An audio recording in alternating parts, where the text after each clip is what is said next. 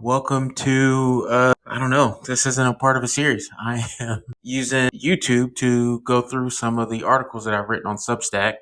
If you're not familiar, my name is John. I am going under the username of Mulatto Munitions. You can find me on Instagram, here on YouTube. I want to use this platform as a way to get the message out that I put on my Substack. I've said it in my previous series. Substack can sometimes feel like a limited circle. And so I just want to make this medium more, I don't know, almost a director's cut version. I will read what I wrote and then I will have added commentary either throughout or towards the end. And thanks to a comment I received, I will most likely keep more of my inner monologue in as I review this. So in today's episode, I am reviewing my article titled Mulatto Munitions. What's in a name anyway? This article is basically my way of expressing why I chose the name. All right, so we'll jump into it. I'll read it. I'll give some commentary throughout, and then we'll conclude with some backup information. Why would I choose a name like Mulatto Munitions when I created a social media handle? The story honestly goes back to 1850. Before we get there, I need to explain why it starts there. When my wife and I found out we were pregnant with our first child, I wanted to do some research about the origin of his name. His first and middle names honor both of his grandfathers. His last name is one that comes with the complicated story for most African Americans who can trace their ancestry into the web of slavery. Full disclaimer, my ancestry story is one that is in flux. After talking to family, the furthest I could go back is to Alec, most likely pronounced Alex Boyd, born in 1888. Anyone older than that is pulling clues from online sources that may not be 100% accurate. Alec Boyd is my great-grandfather. Census records show that he was a farmer. His father appears to be Montgomery Boyd. I believe Montgomery was born into slavery around 1850. He likely had a white father and black mother, as there are no official documents listing his birth. Montgomery first shows up in official documentation in the 1900 census, where he is the head of household. He had a son named John Boyd, who passed away in Texas, who I believe was named after his father or brother.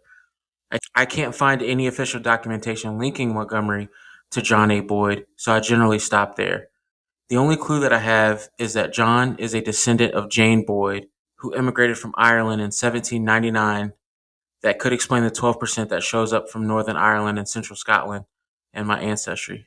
In the article, I include some images of census, starting with Montgomery Boyd, first showing him as mulatto in 1870, him showing back up in 1900 census as black, and then in the 1920 census showing up again as mulatto. This is a complete side note, so skip to the next paragraph if you don't care about something I can't prove. So before I get to it, I'm going to add some commentary. I was very fortunate to be offered an opportunity to play college ball at Wofford College, half academic, half athletic. So it was a great experience and opportunity that I don't think I would have had without athletics. While I was there, looking at some documentation, I think some of the early presidents appeared to have the last name Boyd. And so I can't find it anywhere online. I haven't been back to campus in probably 6 or 7 years. I don't know if they were early presidents or had helped with founding. Either way, I think there's some Boyds in the past. So that's where this paragraph goes. This is a complete side note, so skip to the next paragraph if you don't care about something I can't prove. John A. Boyd was born in 1805 in South Carolina. He moved to Tennessee to study medicine and traveled to Louisiana to be a doctor before becoming a farmer and possibly, most likely, owning slaves. The fun part is that he had two brothers who became lawyers. The fun part for me is that he had two brothers who became lawyers, and I believe they may have helped found or were on the board of trustees at my alma mater, Wofford College, in Spartanburg, South Carolina. I recall in my younger years seeing the Boyd name and wondering if there was a link, but I can't find any documentation online to see precisely who may have been involved. It'd be fun to know that intention. Their black great-nephew went to a school that was built by slaves for white students. I can't prove it yet, but one day I will. All right, back to the topic. So Montgomery Boyd, my great-great-grandfather, shows up roughly 3 times during the snapshots of the census between 1870 and 1920. He's listed as a black man in 1900, but he is later identified as mulatto in the next 2 censuses. This likely is a reference to him having a lighter skin tone. As time goes on, his descendants show up as black males, even to the point of my father having Negro listed on his birth certificate. I've got to edit that after conversation with my pops, it is colored, I believe, on his birth certificate. Thanks to Louisiana's one drop rule, they were identified as black through almost all historical records. I was raised culturally as a black man because both of my parents were raised as black people. My ancestry is much more complex than just black. My DNA tells its own story of both lineages crossing racial and ethnic lines. The people of Western Africa, who were likely forced across the ocean, combined with the free people of Northern Europe, who left looking for a better life. My wife is white, and her ancestry is pretty confined to Germany and England. We are raising our boys to embrace all of their ancestry. This country will identify them as black men, but they will likely come off as white passing if their melanin stays at its current level. There's a good book. I'm not reading anymore. I'm talking to you. There's a good book called Raising Multicultural Children. I'm going to find the author right now. That is phenomenal. I believe the woman is Indian and Pakistani, and it's Raising Multiple Children. Yeah. Raising Multiracial Children by Raising Multicultural Children by Farzana Nayani. This is a phenomenal book that I highly recommend that talks about if you are dealing with children who have multiracial identities, helping them to understand that they belong in 100% of every culture, every race, racial identity that they have. They're not half this or half that or part this and part that. They're 100% themselves and they belong in every room and every culture. So that's a way we're trying to raise our boys to understand all of their history and to embrace every story. I jokingly call every place that is in my ancestry list the motherland. So it's fun. Um, Back to the essay. So, why mulatto munitions for me? It's a way to honor my ancestors. The description of mulatto is a complicated history. It was a politically correct term in its time to describe someone of both black and white heritage. Its origins, much like the word Negro, are pretty sensitive. According to ChatGPT, and don't kill me, I don't have much tools to use. So, according to ChatGPT, the term mulatto comes from a Spanish and Portuguese word mulatto, which most scholars trace to mule, the offspring of a horse and a donkey. As you can tell, this was likely seen as a progressive way to call someone mixed race when it was legally okay to own other humans. Basically, I'm trying to say it was a messed up time, so that was the term they were using. Uh, Growing up, my mixed race ethnicity came up often, as some of my physical features are reflective of my genetic history. There's no confusion that I'm black, but I could sometimes pass as being mixed with other ethnicities. This is why I wanted to present my public persona as mulatto. I think it accurately represents my origins, but also calls out the evolution of America's race relations. Mulatto, black, Negro, white, and indigenous are all descriptions that my ancestors were once referred to in this country. In the Substack article, I include a picture of my ancestry just to give you a flavor. I'm predominantly African and heritage. Nigeria, I believe it's pronounced Benin, and Togo, Mali, Ivory Coast, Senegal lead list. For the other side, Celtic Gaelic leads the list with Central Scotland and Northern Ireland. There's some French Canadian. There's Western Europe with the Netherlands and Northwestern Germany, Cameroon, Sweden, even some Yucatan Peninsula, and a tiny island in the Mediterranean, Sardinia, that I have 1%. So shout out to that ancestor. So why munitions? I had to look up the definition to make sure I got this right. Munitions, as opposed to ammunition, are seen as the overall systems of defense. For example, military weapons, ammunition, and equipment are all considered munitions. All right, I'll admit I'm a gun guy. Studying black history, I was inspired by the words of Ida B. Wells. A Winchester rifle should have a place of honor in every black home, and it should be used for that protection which the law refuses to give. Ida B. Wells wrote that in her 1892 pamphlet, Southern Horrors, Lynch Law in All of Its Phases. Her years of researching and reporting on lynchings gave her a more practical knowledge that racial violence in America was rarely stopped by appealing to the conscience of those who were being violent. Armed defense was usually the most successful deterrent to survive a single instance, like a lynching or kidnapping. That is the origin behind the name. This last bit is a bit of a bonus. In 2013, National Geographic ran a campaign visualizing the changing face of our nation. An 18-year-old biracial woman named Jordan Spencer was portrayed as what the average American would look like by 2050. I'll be honest, I wasn't reading the National Geographic as a senior in college during the middle of football season. That article came across my feed mostly because the media I consumed saw articles like this as evidence of a slow death for white America. The belief that we become a majority minority country. I have a tendency to hate watch and consume media that is opposite of my political viewpoint. I'm not here to comfort anyone about the future. I believe if we strive for equality and justice for all, then the race of any American will ultimately not matter. What I do want to ask is why shouldn't a mixed ethnicity person be the face of our country? The United States of America is literally 50 different states and territories that include different cultures and customs combining as one. E pluribus unum. This country. Our country is the sum of all of us and our heritage. The mascots of this country have never looked like me. I think it's time to revisit Uncle Sam and Lady Liberty. Their heritage should reflect our story. A little bit of this and a little bit of that from over there and some from over here.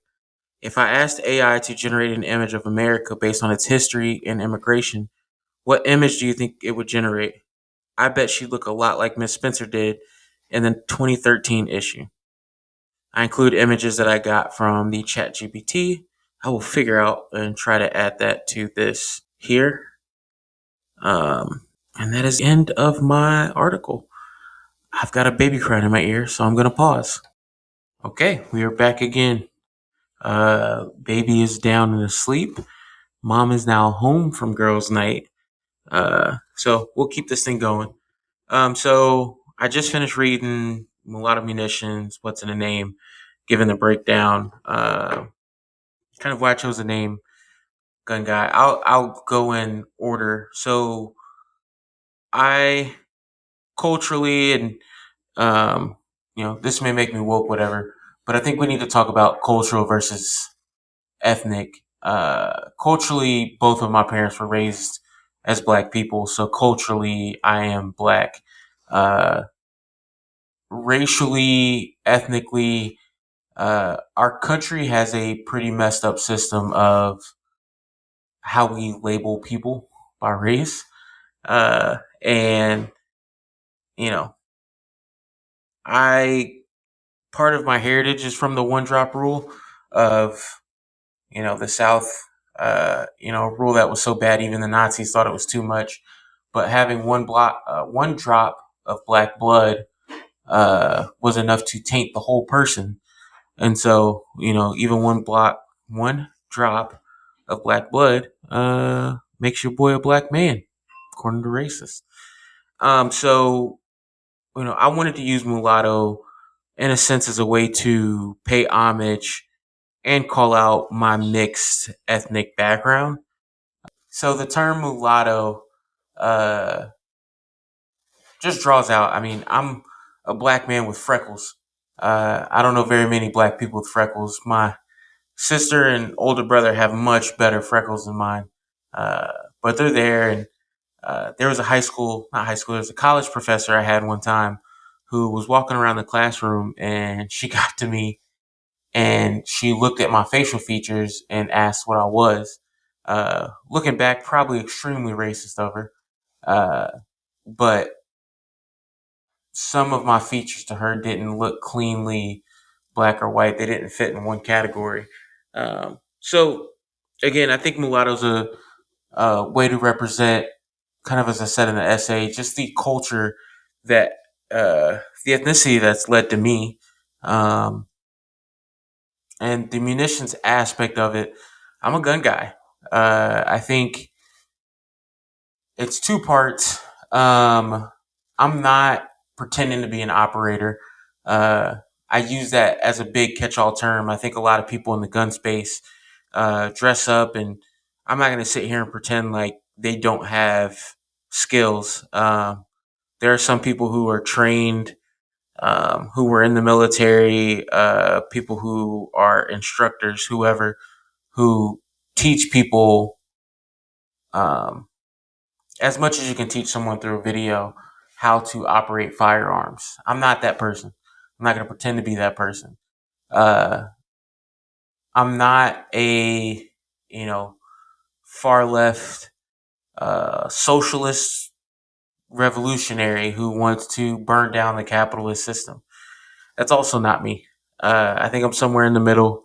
Uh, I am, I think, a black man who knows the history of this country. And I've had experiences that I hope my children, I hope other people don't ever have to experience, that have hardened me in a way that I don't feel comfortable existing in this country without weapons to protect myself. Um, that's what we're on YouTube for. So I'm gonna deep dive. So I have had people try to instigate fights with me. I've been in downtown Spartanburg and seen a pickup truck full of certain people driving around and harassing black people trying to instigate a situation. At a white biker bar in Greenville, South Carolina, had a gentleman approach me and ask me how hard I hit. Uh, there's moments that you can try to, say race wasn't a factor. I'm a 6'4", 300 plus pound black man. Maybe he wanted just to fight somebody bigger than him to have a notch in his belt. But, being in what I would consider deep South territory, I think at the time South Carolina still had the Confederate flag flying over the state house. You can't take those situations and not assume race has some factor. Uh, and so, talking with people who had SS tattoos on their hands, and they're talking to you as a reformed person, but at some point in their time they were so in support of the Nazi movement that they got it tattooed on their body, and they haven't got it prominently removed.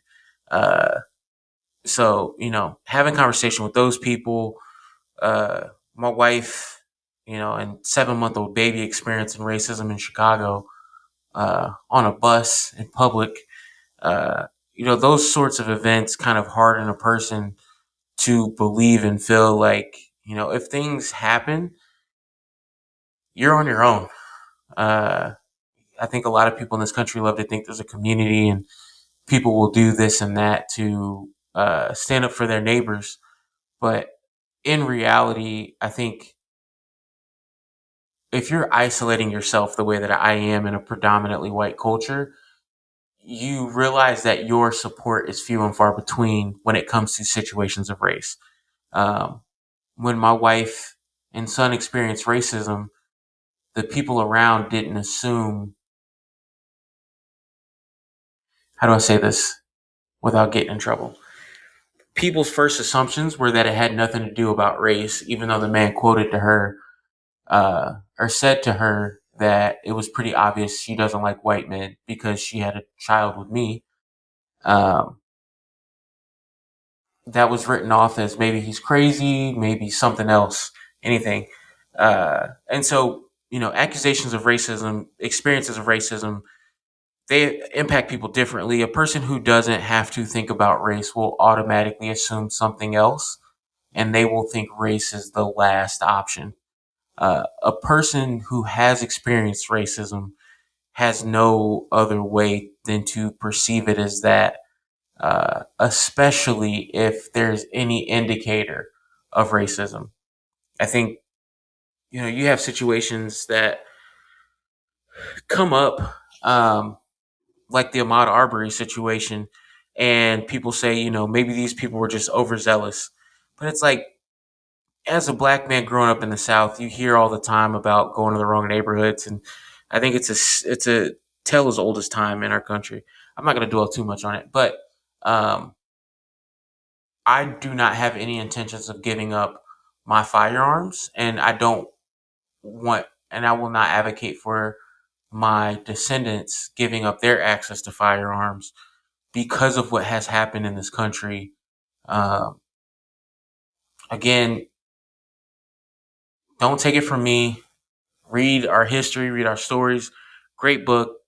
That Nonviolent Stuff Will Get You Killed by Charles E. Cobb. It's a book that's not advocating for armed resistance, but it tells a story of how firearms and the nonviolent resistance and peaceful, I can't say peaceful, but the nonviolent, civil rights movement was aided by firearms. Um, and it's the stories that don't get told. Our country doesn't want people to believe in a armed resistance. The power structure doesn't want you to believe that that's an option. And so that's something that they hide. But there were random citizens. It wasn't, although the Klan was a part of police forces, night raids that were done by Klansmen, predominantly in the South, were white citizens who were compelled to do these things. And some of them happened to be in law enforcement, some of them didn't. And it's one of those things that, how many Americans, and there were white people who were lynched too, how many Americans were lynched and we don't know their stories, we don't know their names. Uh, there's the famous pictures of all the postcards with people at lynchings, and what would they have done if the people who were lynched had access to firearms? Uh, if somebody were planning on stringing me up in a tree, I'm not going to sit here and pretend like I'm going to go out in a blaze of glory and, you know, do what Michael B. Jordan does at the end of Sinners and just takes out an entire Klan group. But I will make sure that I am as hard of a target as possible.